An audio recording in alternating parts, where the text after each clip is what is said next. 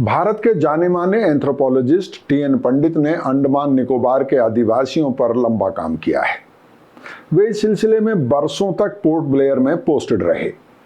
अंडमान निकोबार के एक आदिवासी समुदाय के बारे में एक बार उन्होंने कहा था, ये लोग और इनकी संस्कृति कुदरत का एक अद्भुत उपहार है। ये लोग हजारों साल से वहां रहते आए हैं। यह द्वीप उनका है। वे आदिवासी ही वहां के असली मालिक हैं। टी.एन. पंडित किस आदिवासी समुदाय की बात कर रहे थे और वे कहां रहते हैं? नमस्कार दोस्तों, आज कहानी एक ऐसे आदिवासी समुदाय की जो दुनिया भर के उन आखिरी समूहों में से हैं जो आज भी खुद को बाहरी दुनिया से दूर ही रखना चाहते हैं। लेकिन क्या यह समुदाय अपनी शर्तों पर जंगल में नहीं जी पाएगा? क्या इस आदिवासी समुदाय का भी वही हश्र होगा जो दुनिया के ऐसे कई समुदायों का हुआ है, यानी वे खत्म हो जाएंगे?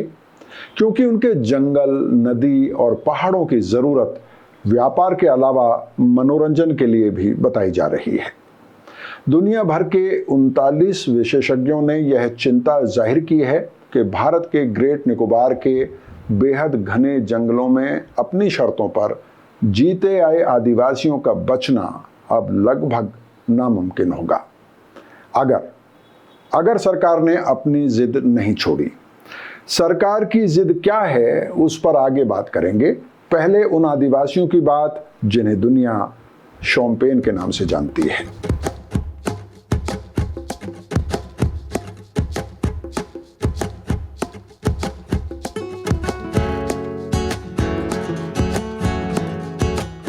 बंगाल की खाड़ी में एक छोटा सा द्वीप है जिसका नाम है ग्रेट निकोबार। इसका 95% जंगल से ढका है।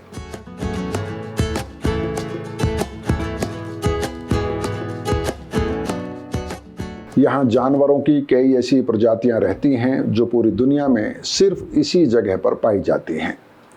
इनमें 11 तरह के स्तनधारी जानवर, 32 किस्म के पक्षी, 7 तरह के रेंगने वाले जीव और 4 प्रजाति के खास मेंढक भी शामिल हैं।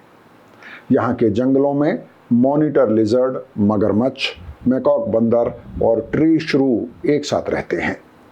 वहीं इसके समुद्र में बड़े कछुए, डुगोंग और डॉल्फिन कोरल रीफ के बीच तैरते हुए नजर आते हैं। इस द्वीप का एक हिस्सा पहाड़ी जंगल का है। इसी पहाड़ी जंगल में बसे हैं शोम्पेन जनजाति के लोग। ग्रेट निकोबार में गैलेथिया, अलेक्जेंड्रा और डॉगमार जैसी कई नदियां हैं जिनमें साल भर पानी बहता है। इन नदियों और शोम्पेन समाज का एक गहरा रिश्ता है। ग्रेट निकोबार में 3 नदियां हैं, अलेक्जेंड्रिया, गैलेथिया एंड तीसरा है मैं भूल रहा हूँ। लेकिन तीनों नदियों में अलग अलग जगह से नालियां आती हैं और वो नाली की जो फ्लो है, पानी का जो फ्लो है ऊपर पहाड़ से जो आता है, जो समुद्र की तरफ जा रहा है वो एक ट्रायंगुलर सेक्शन बनाता है। वो ट्रायंगुलर सेक्शन जो है वो उसी पुरुष वहीं के पुरुष दूसरे इलाके से लड़कियां ला सकते हैं शादी के लिए। और वो डालना इसलिए जरूरी होता है क्योंकि ऊपर की जो जमीन है वहां से लड़कियां लाई जाती हैं, पहाड़ के नीचे के जो है वहां लड़के रहते हैं। तो मतलब वो पुरुष है और वो स्त्रीलिंग है। स्त्री ऊपर से आती है, उस स्त्री जब आती है नीचे तो उसके साथ जमीन भी आती है, क्योंकि पानी जो है वो पहाड़ से पानी मट्टी लेके आता है और वो मट्टी नीचे आके समुद्र के आने तक जहाँ सपाट हो जाती है जमीन, वहाँ वो सॉइल सेटल करती है। तो शोम्पेन लोगों का कहना है कि आप जहाँ पे भी आना चाहिए, लेकिन ये पानी को ब्लॉक मत कीजिएगा। डेवलपमेंट के नाम पे जो सी शोर पे आप करेंगे उससे पानी जो है वो ब्लॉक होगा। पानी ब्लॉक होगा तो वो जो रूहें जो बह रही है वो नहीं आ पाएगी, तो वो मिट्टी नहीं आ पाएगी।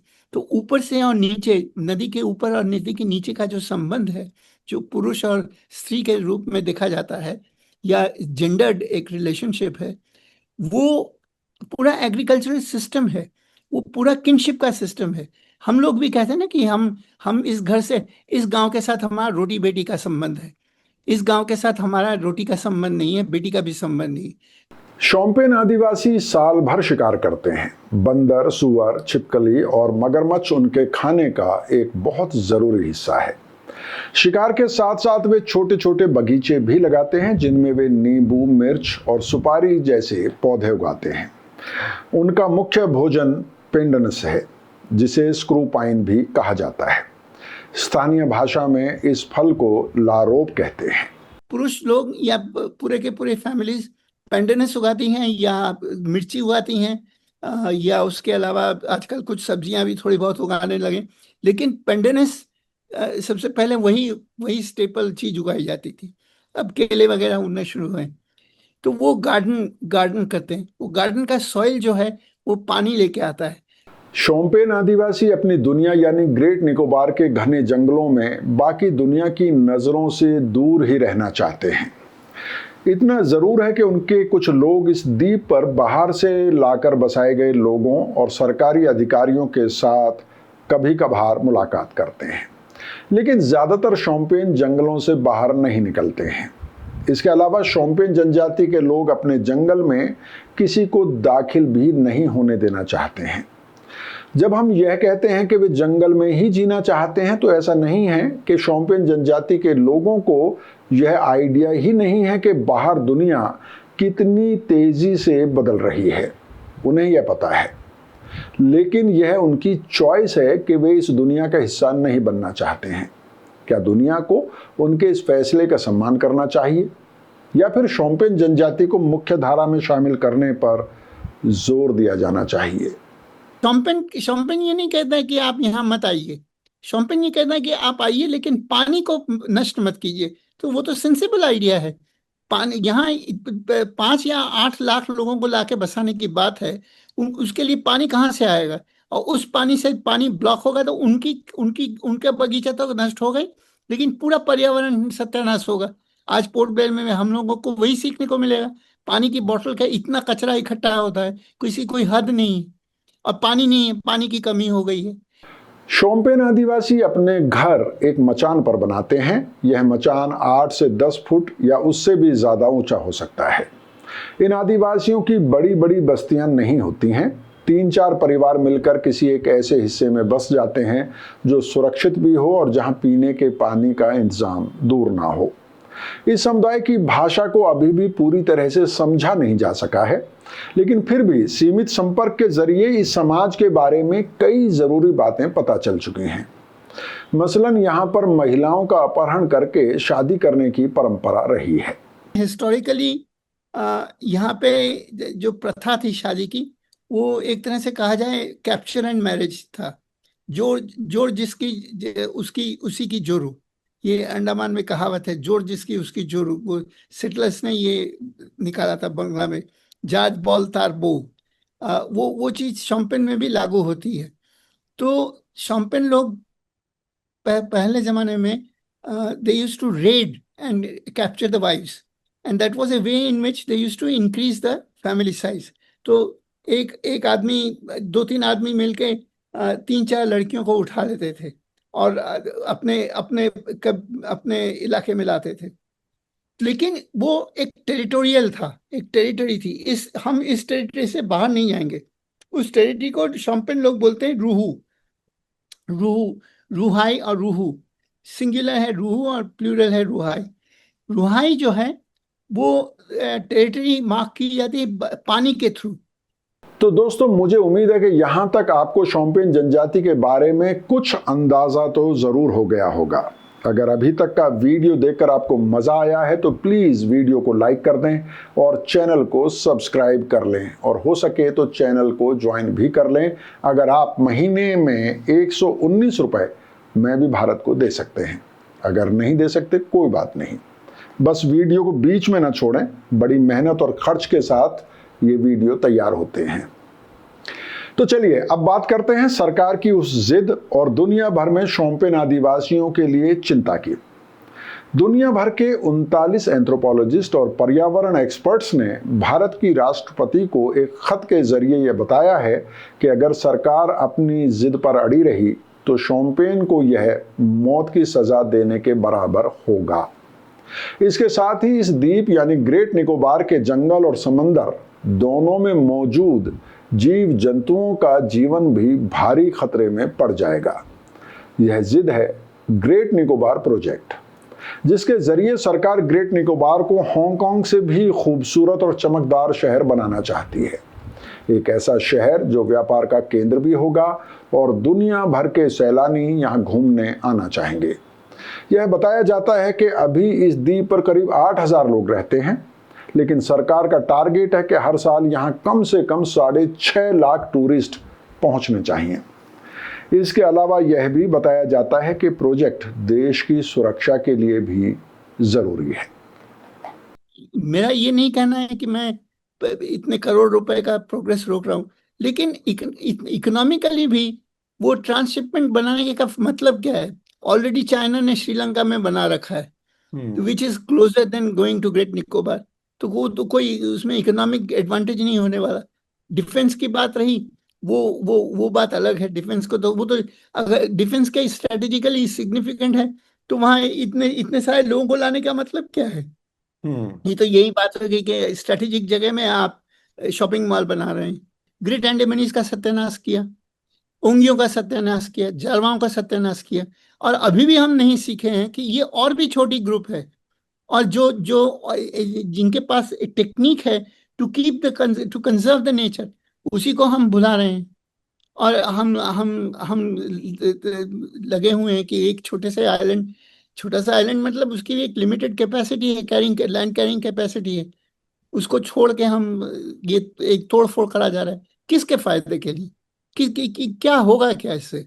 विश्वजीत पांड्या उस कमेटी के सदस्य थे जिसे यह जिम्मेदारी सौंपी गई थी कि वो पता लगाए कि क्या ग्रेट निकोबार के वे लोग इस प्रोजेक्ट के पक्ष में हैं या नहीं जो इस द्वीप के मूल मालिक हैं।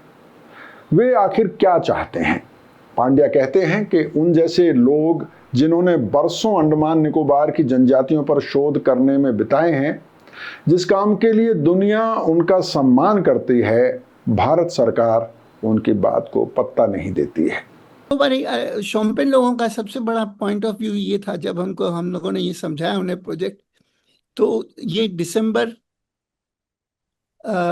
2019 की बात है, 2019 की बात है जिसके आधार पे विजुअल रिपोर्ट तैयार करी गई थी और बाकी कम्युनिटीज को भी रिकॉर्ड किया था मैंने, क्योंकि मुझे एम्पावर्ड कमेटी के मेंबर के हिसाब से वहां भेजा गया था।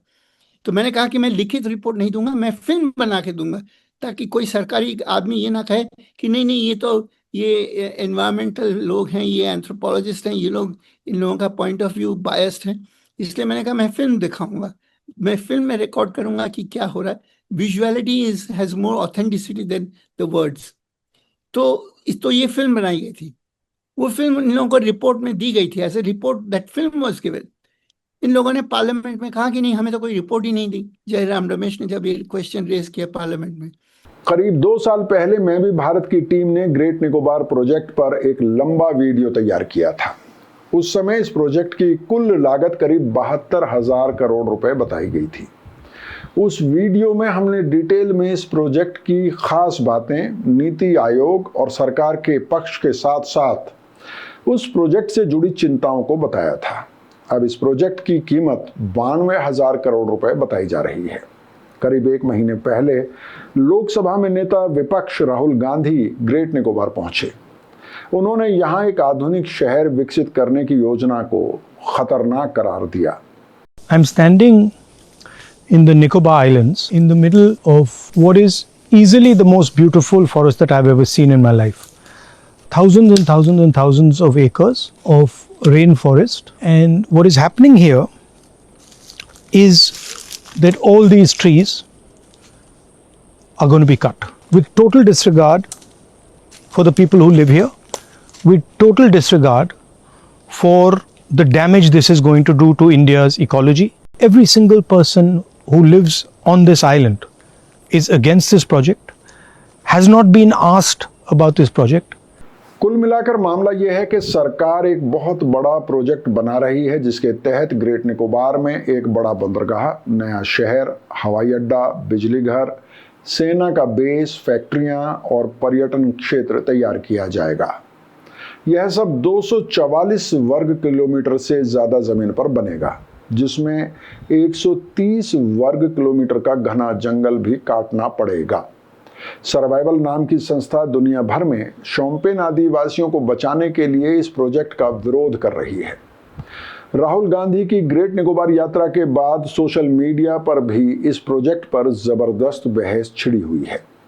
ध्रुव राठी और कई अन्य जाने माने यूट्यूबर्स ने इस प्रोजेक्ट की कड़ी आलोचना की है, लेकिन इस बहस का सरकार पर कोई असर नजर नहीं आता है। हाल ही में केंद्रीय जनजातीय मंत्री जुएल ओरांव ने ग्रेट निकोबार पर बयान देते हुए कहा कि ग्रेट निकोबार परियोजना के तहत विकास और आदिवासियों की सुरक्षा दोनों साथ साथ चल सकते हैं। उन्होंने इस परियोजना को भारत के रणनीतिक हितों के लिए भी अत्यंत महत्वपूर्ण बताया है। जुएल ओरांव कहते हैं कि अंडमान और निकोबार द्वीप समूह कानून 1956 के तहत किसी भी आदिवासी बस्ती को विस्थापित नहीं किया जाएगा और क्षेत्र में कड़ी निगरानी सुनिश्चित की जाएगी। लेकिन दुनिया भर के ज्यादातर विशेषज्ञ सरकार के स्पष्टीकरण से बिल्कुल संतुष्ट नहीं हैं। उनके अनुसार जब ग्रेट निकोबार में जंगल काटे जाएंगे तो न सिर्फ शोम्पेन जनजाति के लोगों को खतरा पैदा होगा, बल्कि वहां के जंगल और समुद्री जीव जंतुओं को भी भारी खतरा पैदा हो जाएगा। सबसे बड़ा खतरा लेदरबैक टर्टल को बताया जा रहा है। वैज्ञानिकों का कहना है कि यह कछुए की वह प्रजाति है जो शायद 6 करोड़ साल से धरती पर मौजूद है।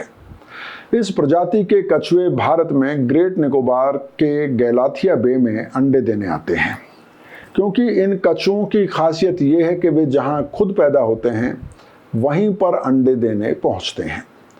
दुनिया भर में इनकी संख्या लगातार कम होने पर चिंता भी जताई जा रही है। ग्रेट निकोबार प्रोजेक्ट के मद्देनजर यह बताया जा रहा है कि भारत से यह प्रजाति हमेशा के लिए खत्म हो सकती है।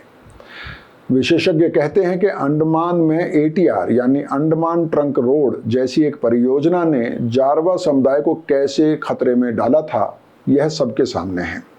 इसके अलावा कैसे बाहरी दखल की वजह से ग्रेट अंडमानी सभ्यता नष्ट हो गई, यह भी सबको पता है। लेकिन सरकार इतिहास से सीखने की बजाय इतिहास को दोहराना चाहती है, वह भी बड़े स्केल पर। आप इस मुद्दे पर किस तरफ खड़ा होना चाहते हैं, हमें ज़रूर बताइएगा। बहुत बहुत शुक्रिया।